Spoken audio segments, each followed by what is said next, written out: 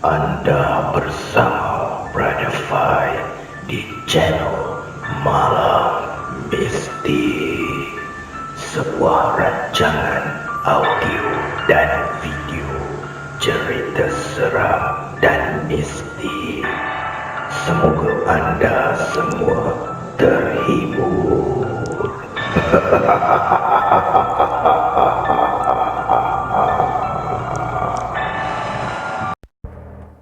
Apa kabar para pendengar Malam Mistik? Pada malam ini, Brother Fai akan sambung lagi kisah Seribu Nian. Seribu Nian. Karya daripada Panda Panda. Nama dia Panda Panda. Okey? Dan ini adalah episod yang kedua, iaitu episod yang terakhir. Jom kita sama-sama menghayati kisah Sri Bunian, episod akhir. Aku seperti orang hilang separuh nyawa. Siang dan malam menangis, memanggil-manggil nama Abang Mat. Kemana Abang Mat menghilang? Kami dah hampir separuh gila ni. Macam mana anak kita, bang? Dah 2 hari orang cari tak jumpa. Kita kena pergi sana, bang. Mama merintih merayu pada papa. Sejak menerima berita Abang Mat hilang, Mama tak pernah tenang. Aku lihat Mama cuma menangis dan berdoa di atas sejadah sampai terlelap matanya. Kadang-kadang dia lupa untuk makan. Mama mohon kuatkan hatimu. Sabarlah. Kedah tu bukan dekat, Ma. Abang tunggu Haji Kamal dengan anak dia temankan kita ke Kedah. Abang pun tak boleh memandu dengan keadaan Mama macam ni. Sabarlah ya, Ma. Suatu kakak Azam menelefon Mama dan Papa memberitahu kehilangan abang. Kak Alia memberitahu dia sedar abangku tidak pulang ke rumah sejak maghrib. Tapi dia sangkakan Abang Mat ikut kawan-kawan Azam melepak atau meronda-ronda di bandar. Bila jam hampir 12 malam, Kak Alia mula berasa tidak sedap hati. Mula-mula dia hubungi Azam. Puas sudah Azam hubungi telefon bimbit Abang Mat, tapi tiada yang menjawab. Azam meminta rakan-rakan di kampung untuk cari Abang Mat. Anak-anak Kak Alia juga ikut mencari. Geng basikal, geng motor, geng menapak, semua turun padang. Sementara menunggu geng JKK buat laporan polis. Anak-anak muda sudah mula menjejak anak Negeri Sembilan yang hilang. Apa yang aku faham, Haji Kamal dan anak bujangnya dah bertolak daripada rumah mereka di Pedas, Negeri Sembilan. Kami yang tinggal di Tampin terasa jauh sangat jaraknya. Apa yang mampu aku buat selain berdoa dan bersabar? Anak Haji Kamal ada hubungi abang tadi. Dia beritahu kalau jalan tak sesak, 35 minit lagi sampailah. InsyaAllah, kita doa yang baik-baik. Papa memujuk. Mama rasa lambatlah tu, bang. Bila kita nak sampai ke Kedah macam ni? Kata mamanya lah. Aku merapati Mama sambil menggosok-gosok bahunya. Aku tahu Mama tak mampu menahan kesedihan. Ya Allah, kau temukanlah Abang Mat kami. Lepas siap kemas, aku dan Papa keluarkan beg-beg baju keluar rumah. Mama masih melayan perasaan di dalam rumah seorang diri. Hampir 50 minit, Haji Kamal pun sampai dengan anaknya. Tanpa bercakap banyak, Haji Kamal melambai ke arah kami. Dia suruh semua masuk kereta. Mungkin itu lebih baik dari membuang masa. Dalam kereta, Papa dan Haji Kamal berbual. Anak Haji Kamal hanya tumpukan pada pemanduan. Aku memegang tangan Mama sambil memujuk agar Mama lebih sabar.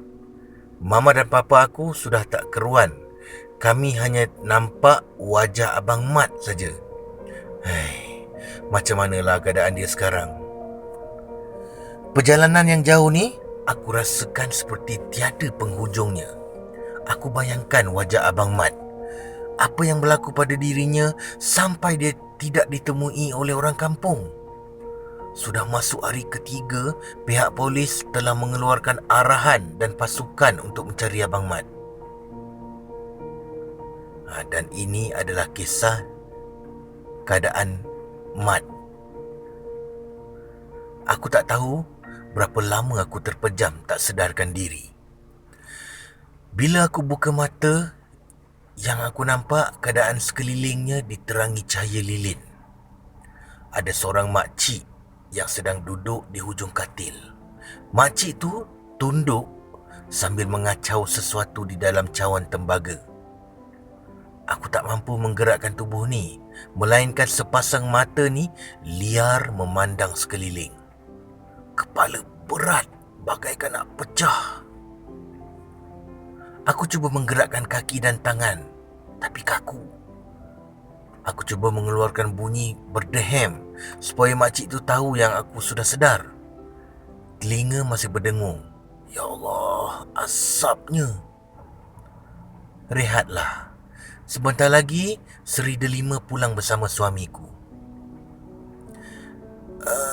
Kenapa saya di sini? Perempuan berwajah lembut itu tidak menjawab. Dia bangun menuju ke pintu. Hari semakin gelap. Mana Seri Delima dengan ayahandanya?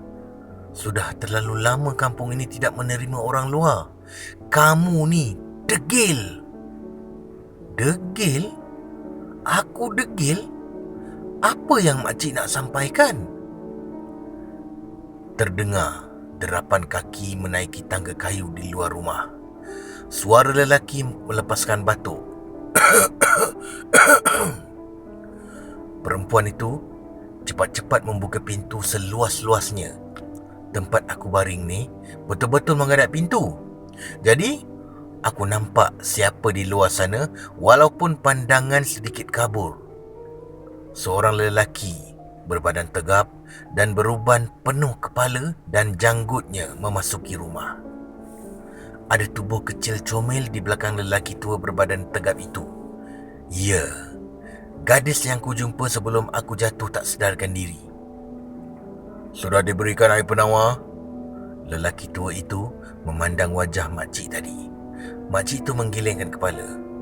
Seri, berikan dia air penawar. Aku tak mahu dia tinggal di sini lama-lama. Sekali lagi, lelaki itu bersuara. Gadis bernama Sri datang mendekati aku. Separuh dari wajahnya terlindung di sebalik selendang putih bermanik biru. Dia mengambil cawan tembaga di kaki katil. Rupanya itu air penawar. Sri mengerling seketika. Mataku terpaku, terpana melihat keayuan wajahnya. Lembut, berseri. Alisnya nipis, bibir kecil, bermata bulat. Terasa degupan jantung ini semakin kuat. Bonda, tolong Seri. Gemersik suaranya membuatkan aku semakin berdebar, semakin ingin mengenalinya. Sesudu air penawar disuakan ke dalam mulut. Pahit. Suapan kedua, aku rasa seluruh badan ini semakin hangat. Seperti darah-darah mengalir laju ke segenap saraf-sarafku. Sendi-sendi sudah mampu bergerak. Kau harus habiskan air penawar tu untuk kau kembali ke tempat asalmu. Sekiranya kau tak habiskan, kau akan terkurung di tempat kami. Pakcik nak saya balik sekarang atau esok? Tak tahulah. Mengapalah otak aku boleh terfikir soalan begitu. Aku pandang wajah Seri yang tertunduk. Aku baru jumpa gadis pertama yang menggetarkan perasaan ini. Mana mungkin aku nak balik? Tempat kami bukan seperti tempat kamu. Pulanglah. Apa yang kau tinggalkan lebih berharga dari dunia kami. Ayah Seri memusingkan badan. Dia capai cawan di tangan Seri. Seri berdiri di belakang ayahnya. Aku sempat pandang wajah Seri, bagaikan ada sesuatu kesedihan yang tak terluah. Semakin hampir cawan tu ke mulutku, semakin berpeluh seluruh tubuh ni. Seri menutup wajahnya dengan selendang. Prang! Cawan tu aku tepis. Jatuhnya di hujung kaki Seri. Semuanya tergamam. Aku rasa puas dalam hati. Aku tak mahu ke mana-mana. Hatiku menjerit. Seri berlari keluar rumah. Ayahnya pandang aku dengan biji mata yang hampir terkeluar. Genggaman penumbuknya dilepaskan ke tiang. Dia pusingkan badan, terus berjalan ke bilik dengan diikuti isterinya. Hati ini berkata, biarlah kau nak marah atau nak tumbuk aku hadap je. Kerana hati aku telah dicuri oleh Seri. Aku cuba untuk keluar mencari Seri. Ada sesuatu yang sukar aku gambarkan. Kenapa ayahnya begitu tegas memaksa aku balik? Badan yang bisa bagai dicucuk jarum tu, ku gagahi juga. Untukmu Seri, apapun aku sanggup. Kau jangan lakukan perkara yang sia-sia. Kembalilah ke tempat asal kau. Tiba-tiba Seri muncul dari tepi rumah. Kenapa? Aku cuma ingin mengenali Seri. Belum pernah aku berkawan dengan mana-mana perempuan sebelum ni. Tak perlu. Dunia ni kita berbeza. Sudah aku larang kau masuk ke alam kami, tapi kau degil. Seri, kau dengar tak kata-kata tu tak mampu patahkan semangat aku? Aku lihat Seri mengangguk lemah. Dan sedarlah Seri. Hati ini dah terpikat pada Seri. Perasaan ini aku rasa aku cintakan Seri. Terluah juga perasaan yang aku bertunas di dalam hati. Seri pandang wajah aku dengan mata yang berkaca. Biarlah apa ayah Seri nak marah ke. Balik nanti aku akan beritahu niat sebenar aku. Aku nak Seri jadi isteriku. Tolong, jangan hancurkan harapan aku. Seri memalingkan mukanya. Jantungnya ini berdebar pula bila Seri berdiri di sebelahku. Kenapa sukar sangat baginya menatap kedua mataku lama-lama? Buruk ke wajahku? Pulanglah. Dunia kami adalah dunia jin yang kau tak akan fahami. Jin? Gadis cantik ini adalah jin? Aku rasa Seri ni tak ada idea lain nak tolak cintaku. Mungkin ayahnya garang atau mungkin dia tunangan orang. Merepek apa ni Seri? Aku senyum macam orang bodoh belagak pandai. Seri mengangkat tangannya menunjuk ke arah satu busut di luar pagar rumahnya. Wajahnya masih memaling ke arah bertentangan. Pemalu sungguh kau ni Seri. Pandanglah Abang Mat yang tampan ni. Terasa gatal pula aku ni. Lari. Lari ikut busut tu. Jangan paling ke belakang. Sampai busut kedua, kau lari ke arah kanan. Sebelum ayahanda keluar dari bilik pertapaan. Baik kau selamatkan diri sebelum kau jadi santapan ayahku. Pergi! Aku pandang ke arah busut. Di belakangnya ada jalan kecil yang menuju ke hutan tebal. Apa yang Seri nak sampaikan ni? Semakin kasar garau kau ni sayang. Aku menahan gelak sambil memegang tangannya. Terasa sedikit kasar tangan Seri. Seri memalingkan wajah. Mata kami bertentangan. Aku tatap matanya dalam-dalam. Mata Seri berubah berwarna hijau. Mata hitamnya semakin menipis. Aku tergamam.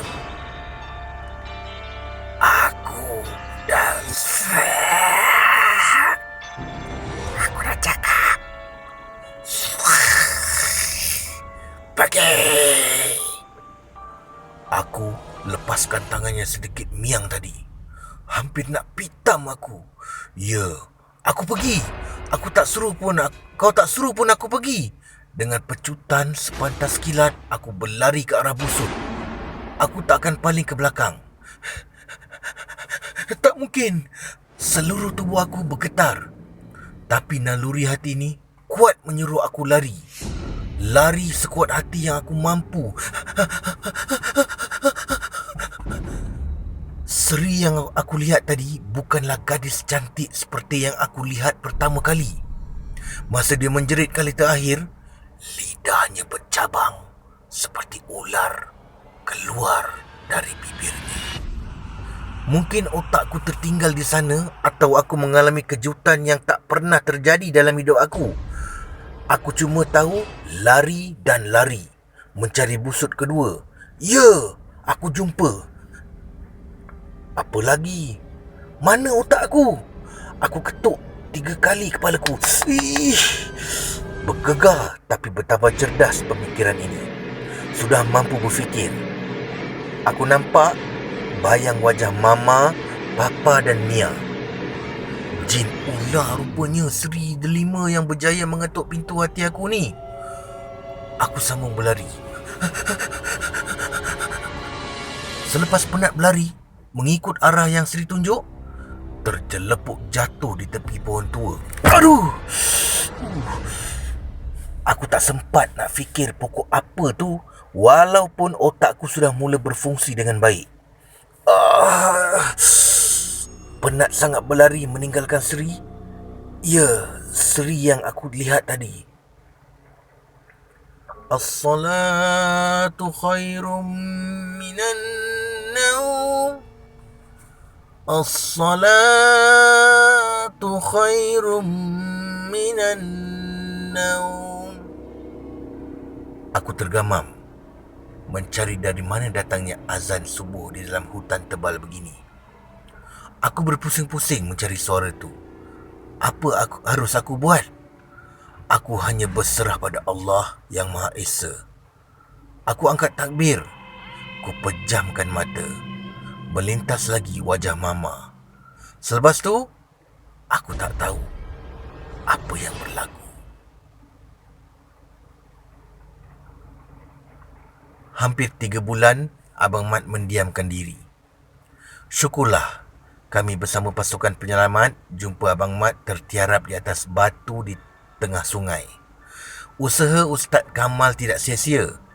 Kami berterima kasih sangat pada Ustaz dan anaknya. Apa yang 2 beranak tu buat, aku tak jelas. Yang aku tahu, selepas Ustaz Kamal laungkan azan, tak sampai 10 minit Abang Mat ditemui tak sedarkan diri. Alhamdulillah. Walaupun keadaan Abang Mat masih tak seperti abangku yang dulu, dia suka menyepi diri dari dunia luar. Aku sebagai adik tetap rasa lega. Apalagi Mama dan Papa. Tiada siapa pun yang tahu apa yang berlaku pada Abang Mat selama 7 hari menghilangkan diri. Sekian cerita Seri Bunian dari Panda. Sekian. Terima kasih. Brother Fai. Peace. No.